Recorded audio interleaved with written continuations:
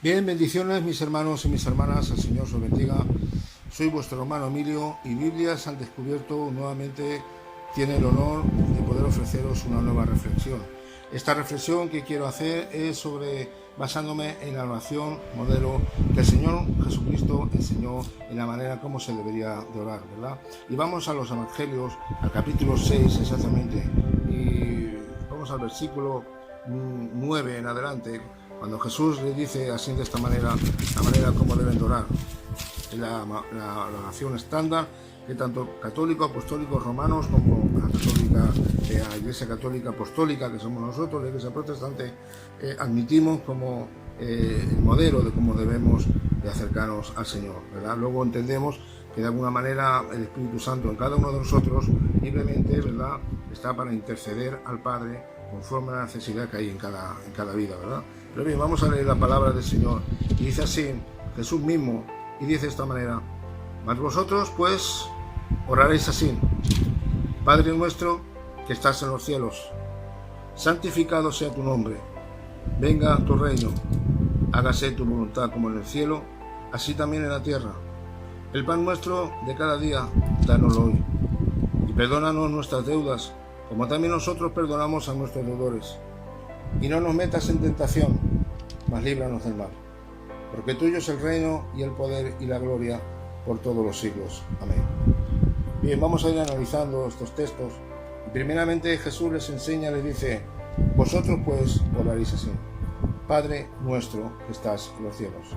Bien, para un judío saber que a la manera en cómo se tienen que dirigir en oración hacia Dios es llamándole Padre. ¿Por qué? De la misma manera que un padre cuida de sus hijos, los guarda y los protege, así es nuestro Dios. Él es nuestro Padre, el cual, de algún modo, Jesús enseñándolo, el cual guardaba y preservaba al pueblo de Israel. A lo largo de toda la historia vemos como Dios, a lo largo de toda la historia, en todos los tiempos, Dios ha bendecido, Dios ha guardado y ha preservado a su pueblo, a pesar de su mucha rebelión, a pesar de su mucha impiedad y de sus muchas apostasías, que en muchísimas ocasiones han apostatado de su fe. Dios ha tenido que mandar ira y juicio contra su pueblo con el único fin de que ellos recapacitaran, reconocieran su maldad y hubiera un arrepentimiento, una conversión genuina de nuevo hacia el Dios Todopoderoso. Y les dice: Padre nuestro que estás en los cielos. Así es como nosotros, la Iglesia, debemos de entender que nuestro Dios es nuestro Padre, es nuestro Hacedor, es el Padre amoroso, el cual cuida de su pueblo y el cual cuida de su Iglesia, ¿verdad? Es el creador de los cielos y la tierra, como dice en Génesis capítulo 1 y versículo 1, creador de todo, no solamente de la tierra, sino de todo el universo. Él es nuestro Padre, Él es el Dios soberano que gobierna sobre todas las cosas, ¿verdad? Amén. Dice: Padre nuestro que estás en los cielos. Dice: santificado sea tu nombre. Muy bien, aquí Jesús le dice: santificado sea tu nombre. La palabra santificar quiere decir apartarse del mal, apartarse del mundo para servir a Dios. Por lo tanto, cuando Jesús les está enseñando y les dice: santificado sea tu nombre, les da a entender que el nombre de nuestro Dios tiene que ser honrado, tiene que ser respetado. ¿En qué manera? A la hora de hablar de Dios. Para un judío le era imposible poder blasfemar contra el cielo. Para un judío, en sus oraciones, en su manera de hablar, era una manera de expresar adoración, de expresar alabanza en los momentos de gozo, de expresar ese respeto y esa honra que solamente Dios se merece. Mire, hay algo que me llama mucho la atención, ¿verdad? Cuando usted va al libro de los Salmos, en el Salmo 73 específicamente, cuando el salmista Asaf, director del coro, él dice, llega a un punto donde él expresa en su salmo que casi sus pies se resbalaron por causa de que él había desviado su fe. Y entonces se fija en aquellos impíos pecadores que constantemente parece ser que están prosperando y están blasfemando contra el cielo, y parece ser que no tienen ningún respeto. La gente impía, la gente pecadora que no ha nacido de nuevo, no les importa blasfemar contra el cielo porque no tienen ni temor de Dios, ni respeto alguno, ni son muertos espiritualmente. Pero nosotros, su iglesia, su pueblo escogido, debemos de ser, ¿no? Conscientes de quién es el Señor para nuestras vidas. Por eso dice también en la epístola que escribe, ¿verdad?, el apóstol Santiago. Me gustaría que ustedes me acompañaran a la epístola de Santiago, capítulo 3, y hablando de la lengua, ¿verdad?, como el apóstol Santiago habla de la manera en cómo usamos la lengua. Y leemos del versículo 9 en adelante. Dice así en Santiago capítulo 3, verso 9, con ella, está hablando de la lengua, dice, bendecimos al Dios y Padre, y con ella maldecimos a los hombres que están hechos a la semejanza de Dios. Verso 10, de una misma boca proceden bendición y maldición. Y dice así, hermanos míos, esto no debe de ser así. Y aquí una pregunta en el verso 11, ¿acaso alguna fuente hecha por una misma abertura agua dulce y amarga? Verso 12, hermanos míos, ¿puede acaso la higuera producir aceitunas o la vid higos? Bueno, pues así también ninguna fuente puede dar agua salada y agua dulce. No podemos decir que con nuestros labios podemos bendecir al Dios y Padre Celestial, y con la misma lengua que estamos diciendo al Padre y Dios Celestial, estamos maldiciendo a los hombres, que dice el verso 9, que han sido creados a imagen y semejanza de Dios. Por lo tanto, nuestros labios, nuestra boca, nuestra lengua debe ser con el único fin de santificar el nombre de nuestro Dios, ¿verdad? Santificado sea tu nombre. Y luego dice un poquito más hacia abajo, venga a nosotros tu reino. Bien, yo quiero aquí analizar dos puntos que creo que son muy relevantes, muy importantes, ¿verdad? Lo primero es dar a entender que aquí Jesús está afirmando dos cosas. Número uno, dice, venga a tu reino. Bien, lo primero que tenemos que ver es que Cristo, que era el Dios encarnado, el Dios hecho hombre, y el Dios que se había manifestado en un cuerpo humano, ¿verdad?, el reino de los cielos ya se encontraba en medio de ellos. Cuando Juan el Bautista en el río Jordán, hablando, ¿no?, y preparando el camino de aquel que tenía que venir y comenzar su ministerio, ¿qué le dice? Arrepentíos, porque el reino de los cielos se ha acercado, ¿verdad? Arrepentíos, porque el reino de los cielos, ¿a qué se daba a entender? ¿Qué es lo que estaba hablando? Que Jesús, que era Dios, iba a habitar en ese tiempo en medio de su pueblo escogido. O sea, Dios mismo. Cuando viene a Jesús, las personas que vienen a Jesús estaban viendo la manifestación de Dios encarnada en un ser humano, ¿verdad? Y entonces vemos que venga tu reino. Primer punto, el reino de los cielos ya estaba con ellos, en una afirmación vigente y afirmando que eso estaba ya cumplido. Pero número dos, venga tu reino, tiene que ver con un evento futuro. Y todos creemos, la Iglesia de Jesucristo, igual que los primeros cristianos, que de algún modo Jesucristo tenía que volver. El apóstol Pedro lo sabía. Pedro sabía, y como otros apóstoles, que Jesucristo tenía que volver. Si ustedes recuerdan bien en el libro de los Hechos, cuando Jesucristo a los 50 días, durante 40 días después de la resurrección, sabemos y dice la palabra que Jesús apareció a más de 500 personas y que 10 días después vino el tiempo de Pentecostés, ¿verdad? Bien, pues en ese tiempo de 40 días vemos cómo de algún modo Jesús, cuando ascendió al cielo, dice que aparecieron unos ángeles, y entonces a los que estaban allí, a esos 120, dijeron: varones galileos, de la misma manera que veis a Jesús ascender al cielo, de esa misma manera el Señor descenderá del cielo con sus santos ángeles. Amén. O sea, entendemos entonces, y yo ya quiero entrar un poquito en lo que es en la iglesia de estos tiempos, y no quiero entrar en posturas escatológicas, pero tanto de unas posturas como de otras. Ustedes saben que escatológicamente no todos tenemos el mismo pensamiento, pero sí que coincidimos en que Jesús tiene que volver, y tiene que de una manera visible. Así que creemos, cuando dice Jesús le está enseñando a sus discípulos: venga a tu reino, está dando a entender que también el Señor tiene que volver de nuevo para estar con su iglesia. Amén, gloria al Señor. Muy bueno. Dice: venga a tu reino, dice: hágase tu voluntad como en el cielo, así también en la tierra. A ver, ¿por qué Jesús les dice: hágase tu voluntad como en el cielo, así también en la tierra? Eso tiene que ver que la voluntad de Dios en el cielo tiene que ser hecha realidad también en la tierra. Que lo que Dios demanda en el cielo, lo que Dios quiere para con su pueblo, para con su iglesia, tiene que ser hecho una realidad también en nosotros. O sea, tenemos que aceptar la voluntad de nuestro Dios. Amén. O sea, esto me recuerda algo, si usted va a las Escrituras, al libro de Isaías, capítulo 55 y versículo 8, vemos que el pueblo de Israel está pasando un declive espiritual tremendo. Y entonces Dios mismo tiene que hablar por medio del profeta al pueblo de Israel en una situación espiritual donde estaban en bancarrota.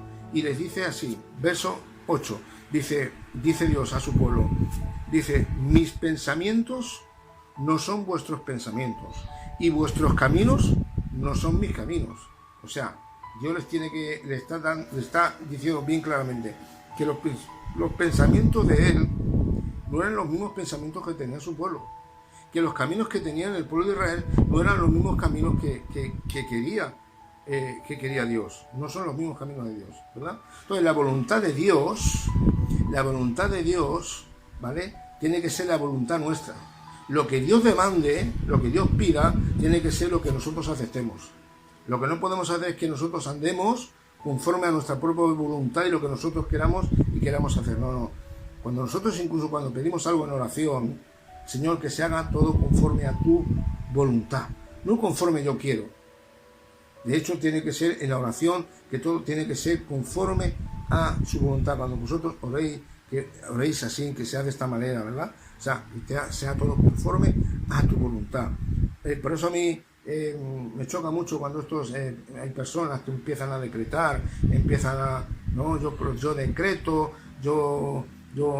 vamos a ver, que aquí no es que conforme tu oración estés ordenando tú a Dios lo que tú quieres, sino es lo que Dios quiere.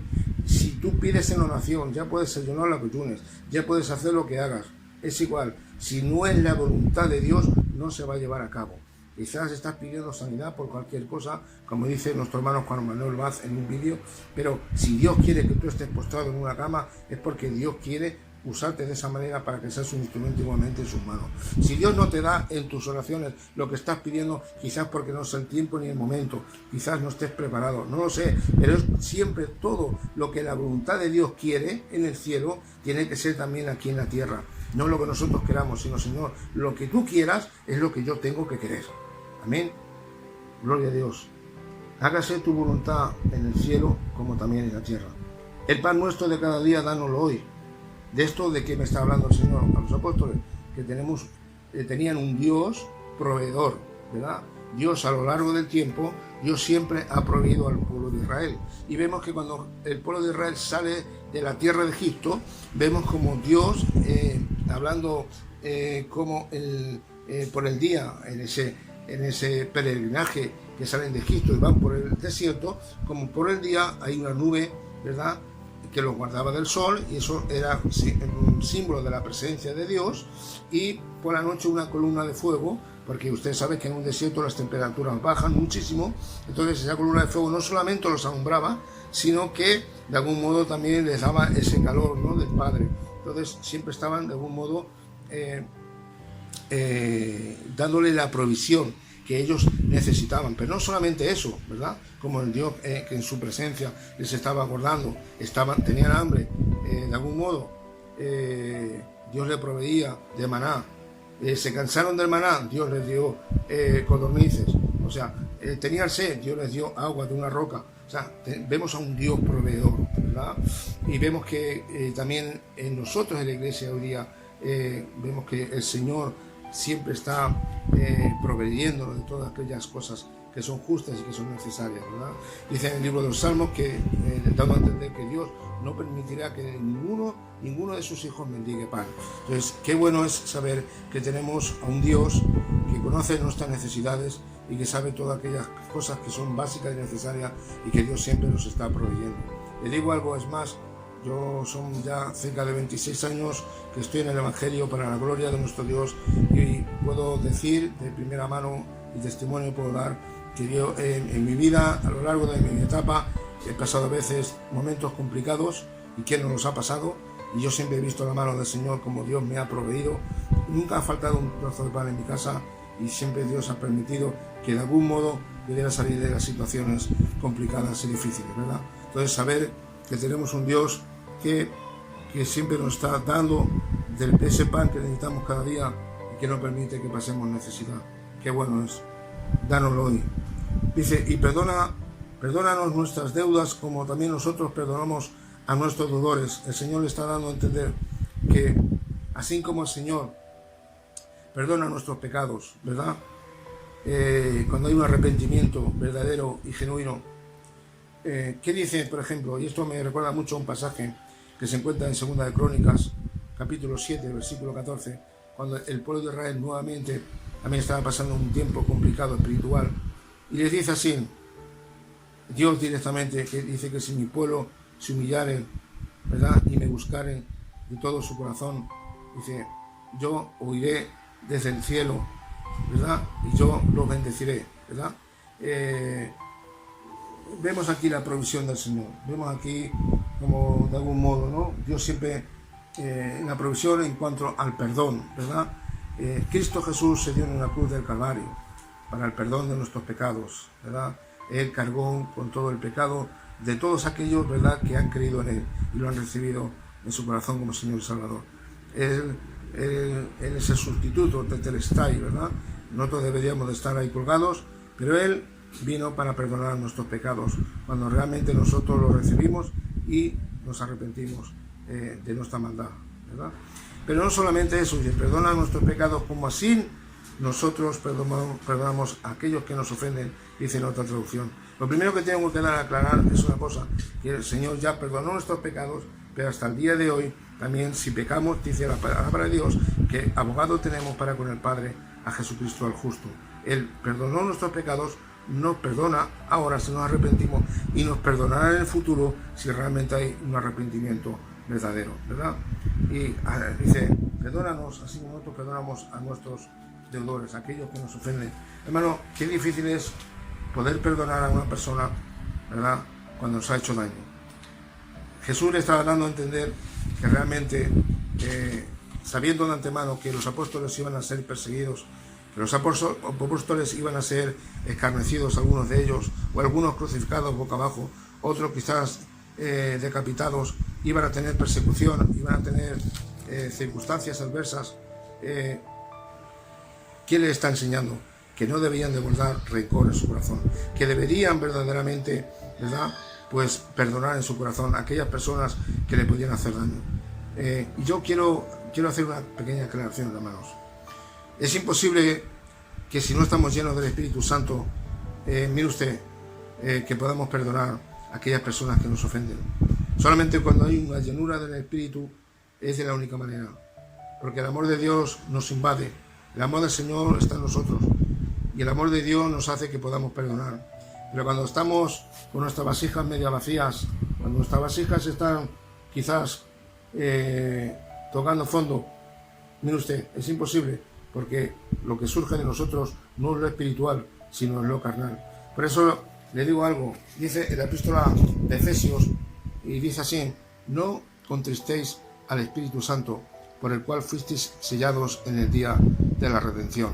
Un poquito más adelante dice, no paguéis al Espíritu Santo, ¿verdad? Entonces, dos de las cosas que hacen que un cristiano realmente no pueda tener un estándar de vida que glorifica a Dios es cuando ha contristado al Espíritu, ha entristecido al Espíritu Santo y lo ha pagado.